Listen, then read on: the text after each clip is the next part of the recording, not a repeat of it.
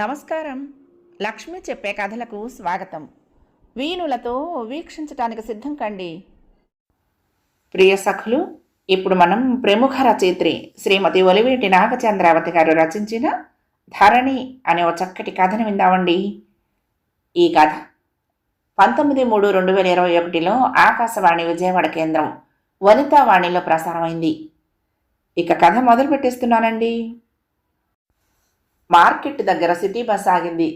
వెనక వైపు డోర్ నుంచి దిగుతూ చూశాను. ముందు వైపు నుండి బస్సు ఎక్కుతున్న ఆమెను. ఎవరావిడ?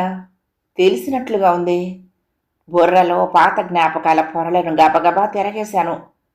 వయసు మూలంగా కళ్ళ తగ్గిన ఆ పెద్ద కళ్ళు, కొద్దిగా నెరిసిన అందంగా ఉన్న నొక్కుల జుట్టు. తను నా చిన్ననాటి నెచ్చలి ధరణి కాదు?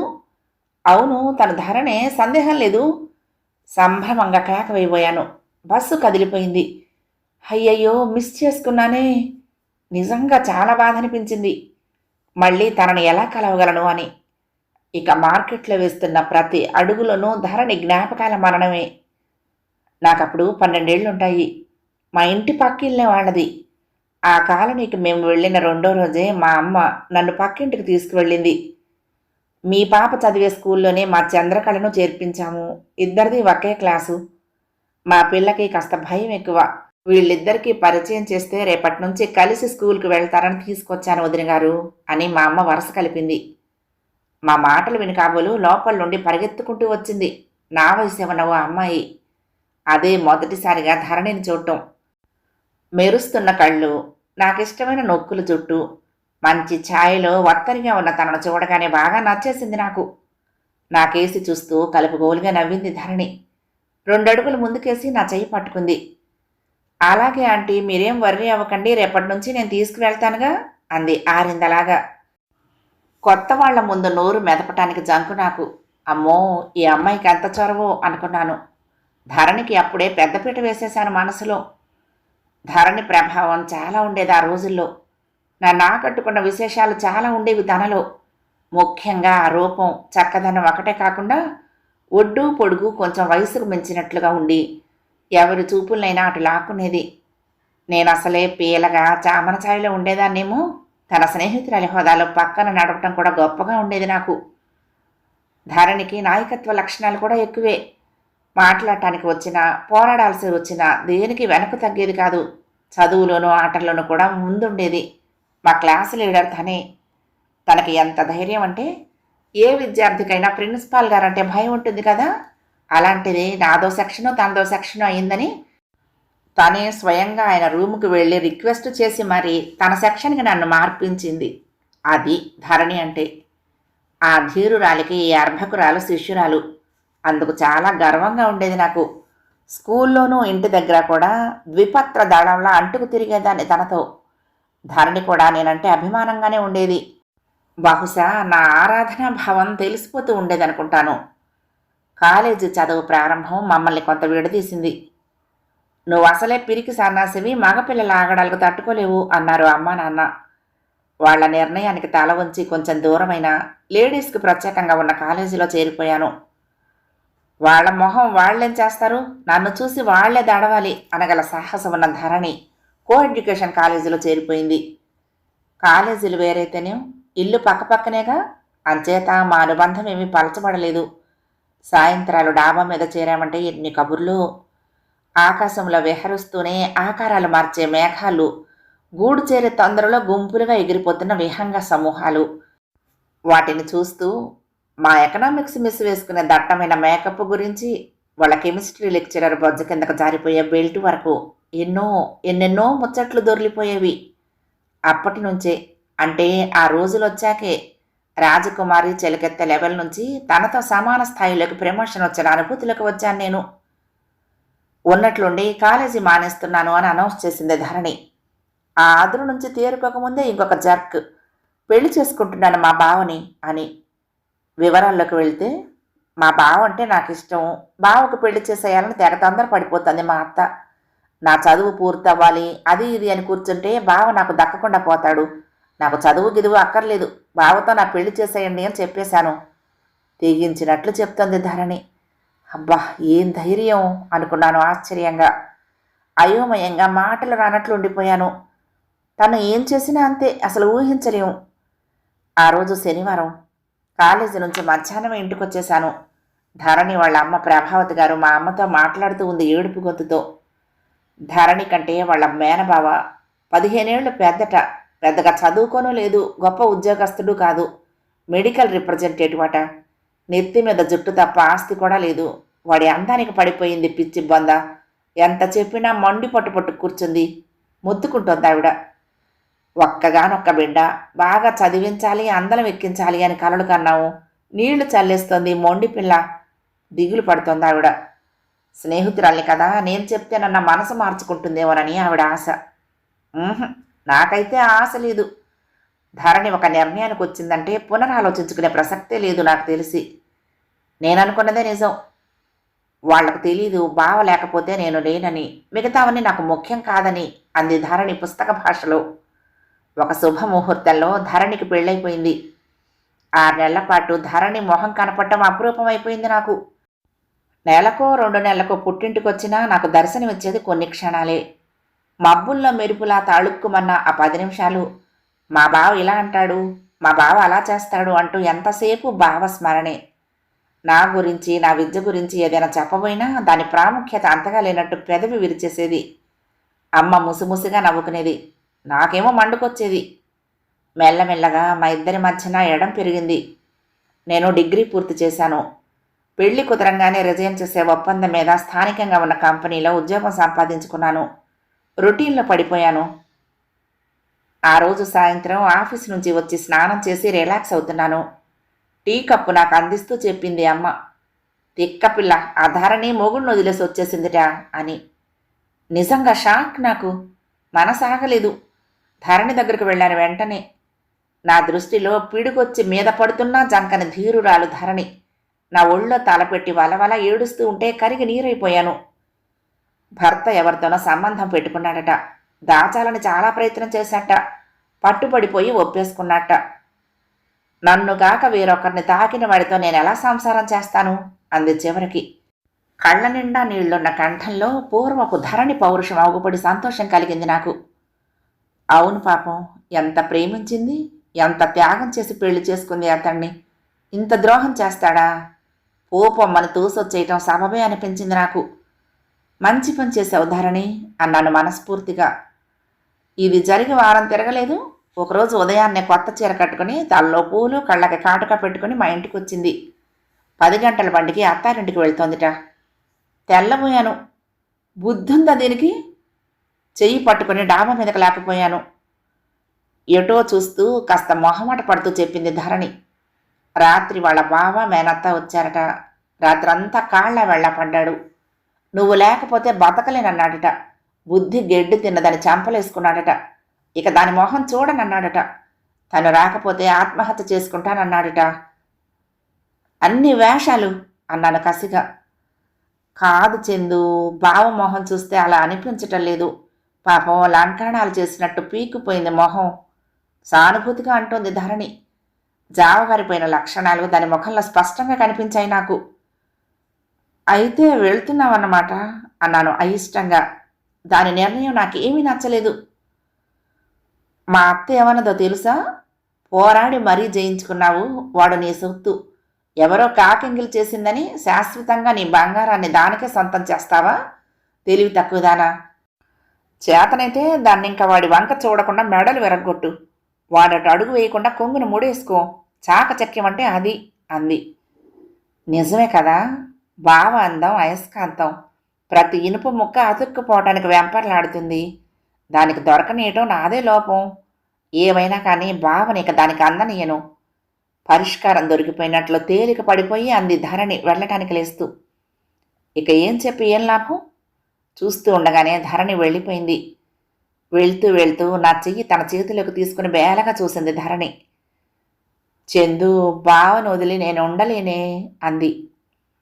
ఈ మాట భర్త మోహంలో పడి నా మీద సీత కన్నయ్యలేదు ధరణి. అప్పటికింకా సెల్ ఫోన్ల యుగం రాలేదు. ఫోన్ బిల్లు మినిమం ఛార్జీలు మించితే మా బోటి మధ్యతరగతి వాళ్ళు గుండెలు బాదుకునే పొదుపు రోజులు. వారం 10 రోజులకు ఒకసారి ఉత్తరమే రాస్తూ ఉండేది ధరణి నాకు. అతను పేరు వెంకట్రావు అనుకుంటాను. నీ సన్నిధి తప్ప అన్యం వెరుగా అన్నట్లుగా ఉంది దాని ఉత్తరాలు. పాపం ఆ పాడు క్షణానికి ఏదో మాయ కమ్ముకొచ్చి అలా తప్పటడుగు వేశాడే కానీ బావకు పంచప్రాణాలు నేనేనే చెందు అని రాసింది. అది మొదటి ఉత్తరం. 2, 3 ఉత్తరాలు కూడా అదే సరళి. ఆ మాయలాడి వల్ల నుంచి తప్పుకుని తిరిగి సతీవృతుడయ్యాడన్న ఆనందం పొంగి పుర్లుతూ ఉండేది. 4వ ఉత్తరం కాస్త ఆలస్యమైంది.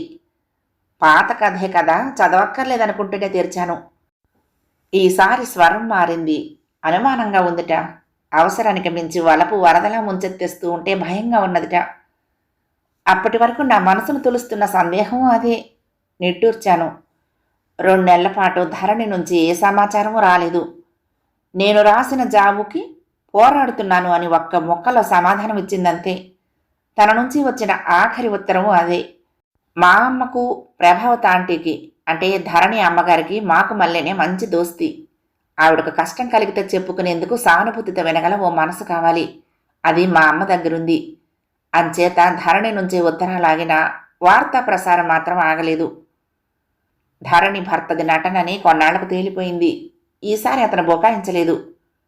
అవును, నీకంటే ముందరిది. మా ఇద్దరి అనుబంధం ఇప్పుడు తెంచేసుకోవటం నా వల్ల కాదు అన్నాడు తెగించినట్లు. ధరణి కూడా మునుపటిలా అలిగి పుట్టింటికి రాలేదు. నా హక్కుని అన్యాక్రాంతం కానివ్వను అన్నట్టుగా అక్కడే ఉండి యుద్ధానికి దిగింది. ఒక ప్రయోగం తర్వాత ఇంకొకటి. ముందుగా బ్రతిమాలింది.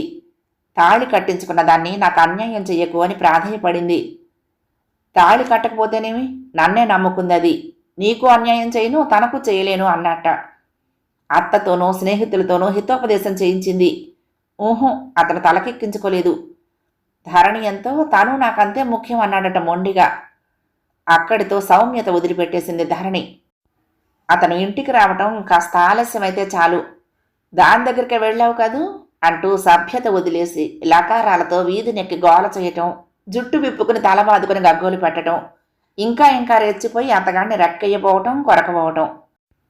తండ్రి వెళ్ళి సమాధానపరిచి తీసుకొందామని ప్రయత్నించినా రానన్నదిట. తను అంతగా ప్రేమించినవాడు, తన వాణ్ణి చేసుకున్నాననుకున్నవాడు తనకు కాకుండా పోతున్నాడన్న ఉక్రోషం, దుగ్ధ ధరణిని పిచ్చిదాన్ని చేశాయి. ఆ అమ్మాయిని చంపేస్తానంటూ కత్తి తీసుకుని బయలుదేరిందిట ఓసారి. ఆ ఉన్మాదానికి పరాకాష్ట, ఆవేశం, ఆక్రోశం కట్టలు తెంచుకున్న ఓ క్షణం పరిగెత్తుకుంటూ వెళ్ళి ఉరకలెత్తుతున్న కృష్ణలో దూకేసిందిట ధరణి. అంతే. ధరణి గురించి అంతవరకే తెలుసు నాకు. ఆ కబురు తెలిసి గుండెలు బాదుకుంటూ వెళ్లిన ధరణి అమ్మా నాన్నలు 2 నెలలైనా తిరిగి రాలేదు. ఆత్రంగా ధరణికి 2 ఉత్తరాలు రాశాను. సమాధానం లేదు. వాళ్ళ బంధువులెవరూ మాకు పరిచయంలో లేరు. ఈ లోపల నాకు మ్యాచ్ సెటిల్ అయింది. అమ్మ వాళ్ళు పెద్ద ఇల్లు కావాలని కాలనీ వదిలిపెట్టేశారు. మొదట్లో చాలా బాధపడినా మెల్లమెల్లగా ధరణి జ్ఞాపకాలు నా మనసులో మరుగైపోయాయి. ఇన్నేళ్లకు తిరిగి ధరణి దర్శనం. ధరణి బ్రతికే ఉంది. ఎంతో సంతోషం అనిపిస్తోంది. కానీ పలకరించే లోపలే మాయమైందే. ఇంత సిటీలో ఎక్కడని వెతకగలను? నిట్టూర్చాను. ఆ విచారం ఎంతోసేపు నేను అనుభవించలేదు. నేను కూరలు కొని మార్కెట్ బయటకు వచ్చేటప్పటికి అక్కడ నుంచిన ఉంది ధరణి గమ్మత్తుగా. నేను చూసినప్పుడే తను నన్ను చూసిందిట. నెక్స్ట్ స్టాప్లో దిగి వెనక్కి వచ్చి నా కోసం కాచుకునుంది. పద మా ఇంటికి అంది ధరణి. తన మాటకి ఎప్పుడూ ఎదురు చెప్పలేను. ఆటోలోనే ఒకరి గత చరిత్రలొకరం చెప్పుకున్నాము. నాదేముంది, సింపుల్. పెళ్ళి, పిల్లలు, వాళ్ళ చదువులు, పెళ్ళిళ్ళు, అంతే. ధరణి జీవితమే వైవిధ్య భరితం. ఆ రోజు కృష్ణలో దూకినప్పుడు జాలరి వాళ్ళెవరో చూసి ఒడ్డుకు లాక్కొచ్చారుట. ఏది మన చేతిలో లేదే చందు అంది విరక్తిగా. భర్త 10 ఏళ్ల క్రితమే క్యాన్సర్తో పోయాట. 2 కొడుకులు బాగానే సెటిల్ అయిపోయారు. కూతురు ఫారెన్లో ఉంది. తను ఒక్కతే పిత్రార్జితంగా వచ్చిన డబ్బుతో చిన్న ఇల్లు ఒకటి కొనుక్కొని ఉంటుందిట. ఇల్లు వచ్చేసింది కానీ దానికి తాళం లేదు. తలుపు తడితే గడి తీసింది ఒక ఆమె. నా చెల్లెలు అంది, కాలు గుమ్మంలో పెడుతూ నా ప్రశ్నార్థకానికి సమాధానం చెప్తూ. నాకు తెలిసి తనకు తోబుట్టువులు ఎవరూ లేరు. అంత ఆలోచించొద్దులే చందు. తను సావిత్రి. మా ఆయన తాళి కట్టని పెళ్ళం నా దగ్గరే ఉంటోంది అంది. నాకు నోట మాట రాలేదు. నిర్ఘాంతపోవటం అన్నది చిన్న మాట. నిజమైన చందు, ఆశ్చర్యంగానే ఉంటుంది. బావ ఉన్నన్ని నాళ్ళు కంట్లో నలకగా చూశాను తనని. ఇంటి దాకా వెళ్ళి తిట్టరాని తిట్లు తిట్టొచ్చిన రోజులు కూడా ఉన్నాయి. నోరెత్తేది కాదు పాపం. అయినా జాలేసేది కాదు నాకు. తనని వదిలించడానికి ఎన్ని ప్రయత్నాలు చేశానో ఓర్చుకుంది, తట్టుకుంది తప్ప పక్కకు పోలేదు. చివరిలో వ్యాధి ముదిరి బావ మంచం మీదే ఉన్నాడు. అప్పుడొచ్చి ఒకసారి చూడనిమ్మని దేవుళ్ళాడింది. గుమ్మం ముందు పడిగాపులు పడింది. పిల్లలు లోపలికి రానివ్వలేదు. రోజు వచ్చి ఇంటి ముందే నుంచుని చూసి చూసి వెళ్లేదుట. నేను అస్సలు పట్టించుకోలేదు. బావని శాశ్వతంగా తీసుకువెళ్ళిపోతున్న రోజు నేను చూశాను. విషాదానికి మారు పేరులా ఉంది. చివరిసారి చూడనిమ్మని కాళ్ళు పట్టుకుంటూ ఉంటే చిన్నవాడు కాళ్లతోనే నెట్టేస్తున్నాడు. నా గుండె కలుక్కుమందే చందు.